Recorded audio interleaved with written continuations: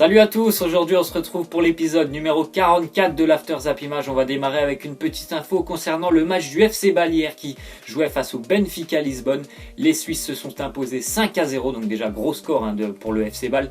Et lors de ce match, il y a eu un jeune joueur qui s'est complètement révélé aux yeux de tous, c'est le jeune Dimitri Oberlin. Hier, il a marqué 2 buts, je crois, il a fait une passe décisive, il a obtenu un penalty et lors d'un but marqué, il a fait une course complètement énorme, 92 mètres de course, il est parti de sa surface en défense, c'est-à-dire pour aller marquer le but et tout ça en 8 secondes, donc c'est proche d'un chrono presque à la Usain Bolt ce qu'il nous a fait.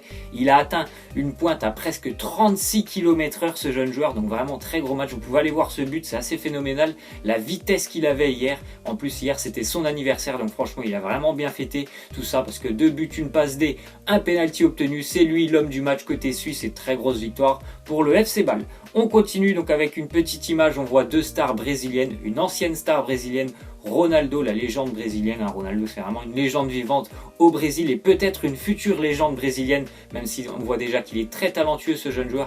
C'est le joueur de Manchester City, Gabriel Jesus. Je pense qu'il va vraiment avoir une très très belle carrière, Gabriel Jesus. Déjà cette année, on va en connaître un petit peu plus sur lui qui avait été blessé après quelques matchs lors de son arrivée l'année dernière avec Manchester City.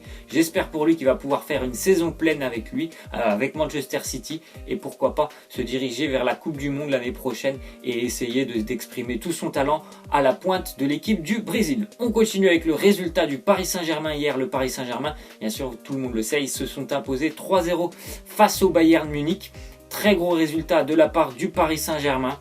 Franchement, ils ont fait un bon match les Parisiens, même si je trouve qu'ils ont été beaucoup dominés en première période parce que je trouve qu'ils ont joué beaucoup trop bas. C'était ça un petit peu, moi je trouve le seul point noir que j'ai trouvé à cette soirée, c'est qu'ils étaient beaucoup trop bas. Aujourd'hui, bon, c'est passé parce que le Bayern a eu beaucoup d'inefficacité offensive. J'ai aussi trouvé que Layvin Kurzawa, bon sincèrement je vois pas comment il peut continuer à garder son poste au Paris Saint-Germain parce que c'est très compliqué pour lui. Joshua Kimmich il l'a beaucoup pris dans le dos.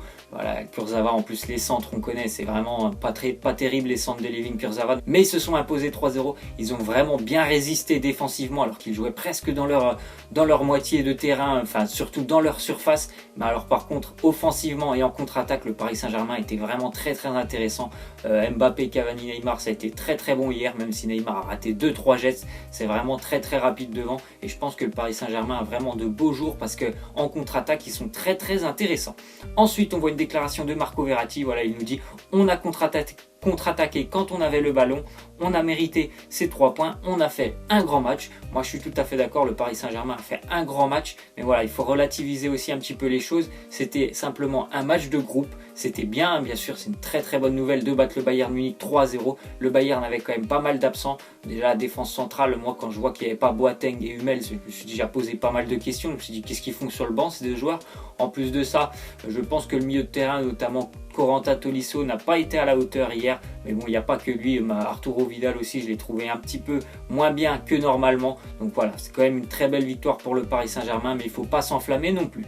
Ensuite on voit le petit tifo qu'il y avait hier lors du match du Paris Saint-Germain en tribune. On voit le tifo des supporters parisiens, ils nous disent demain l'Europe sera rouge et bleu, on l'espère tous qu'à la fin de l'année le Paris Saint-Germain pourra remporter la Ligue des Champions. Il y avait pas mal d'ambiance hier au Parc des Princes, ça change maintenant, on voit un petit peu plus d'ambiance qu'il y a quelques années, c'était compliqué parce qu'il y avait eu pas mal de choses en tribune du côté du Paris Saint-Germain et il n'y avait plus trop d'ambiance, mais là ça commence vraiment à revenir, donc c'est aussi une bonne nouvelle pour le PSG. Ensuite on voit le deuxième résultat important de la soirée d'hier, c'est Chelsea qui s'impose dans le nouveau stade de l'Atlético Madrid 2-1 pour les Blues de Chelsea qui étaient pourtant menés 1-0 à la mi-temps. Très gros match de Chelsea, j'ai pas vu tout le match mais j'ai eu l'occasion de voir quelques séquences. Très gros match de Chelsea avec beaucoup d'intensité. Ils ont vraiment joué super bien avec ce milieu à 5, Kanté et Bakayoko qui ont fait un énorme travail hier.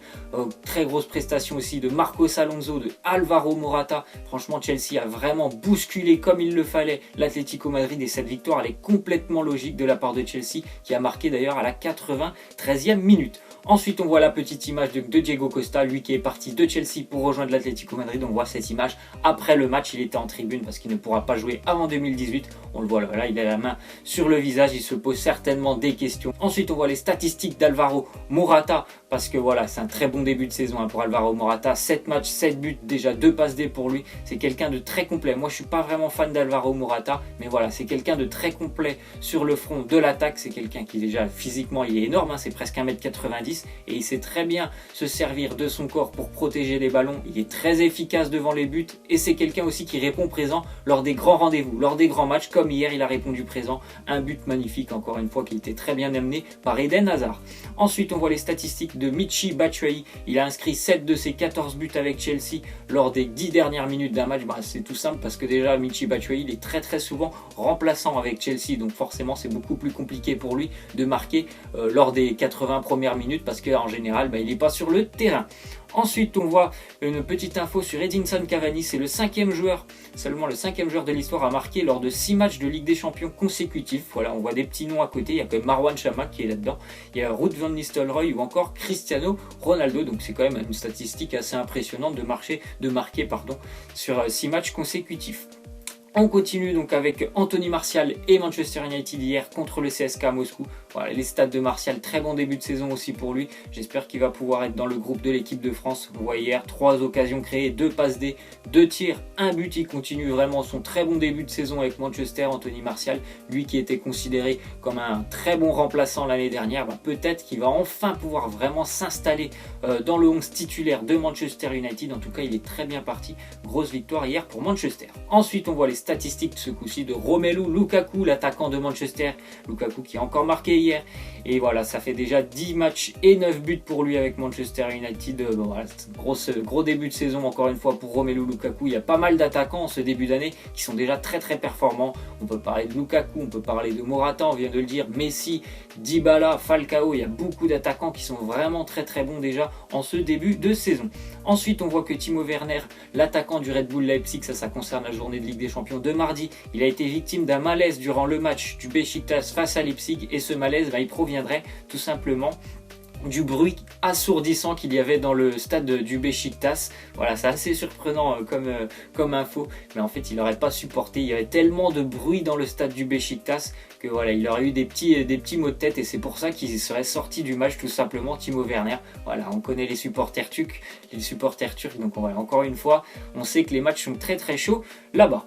On continue avec l'officialisation du côté du Real Madrid, Raphaël Varane qui va prolonger son contrat jusqu'en 2022 avec le Real Madrid, le Real qui continue de faire prolonger tous ses joueurs et tous ses jeunes joueurs. Donc voilà, une bonne nouvelle pour le Real et pour l'équipe de France. Il va continuer, voilà, il s'installe un petit peu vraiment depuis quelques années au Real Madrid, Raphaël Varane. Donc il va continuer sur sa lancée, c'est une très bonne nouvelle pour l'équipe de France et Raphaël Varane.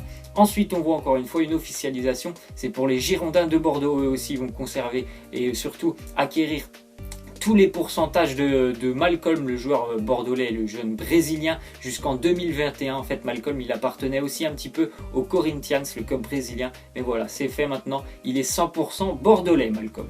On continue avec une nouvelle info par rapport à Mitroglou. Mitroglou, lui qui était toujours blessé avec l'Olympique de Marseille, donc vraisemblablement il va faire partie du groupe de l'Olympique de Marseille qui se déplace ce soir en Autriche face au Red Bull Salzbourg. Donc il sera dans le groupe certainement remplaçant, mais peut-être qu'il pourra faire une entrée en jeu en seconde période.